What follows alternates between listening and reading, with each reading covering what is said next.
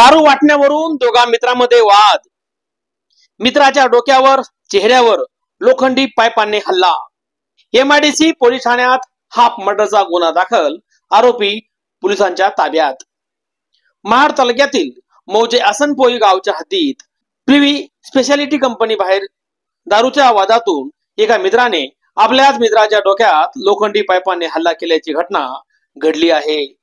प्रोशनजीत शांतीदास वय 27, सध्या राहणार Mahad MIDC privy speciality company, मूळ राहणार पश्चिम बंगाल असे जखमी झालेल्या व्यक्तीचे नाव असून मिथिलेश जवाहर सिंग वय 25, सध्या राहणार Mahad MIDC privy specialist company, मूळ राहणार बिहार असे आरोपीचे नाव असून आरोपीला पोलिसांनी अटक केली आहे.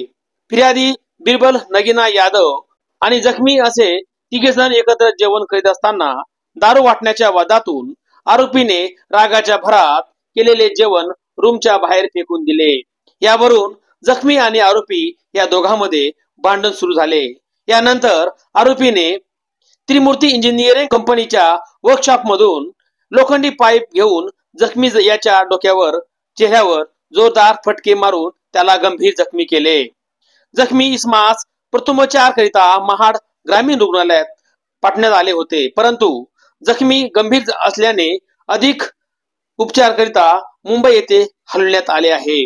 महाड एमआयडीसी पोलीस ठाणे येथे हाफ मर्डरचा गुन्हा दाखल झाला असून या संपूर्ण गुन्ह्याचा अधिक तपास पोलीस निरीक्षक सानप यांच्या मार्गदर्शनाखाली पोलीस उपनिरीक्षक सुर्वे हे करीत आहेत.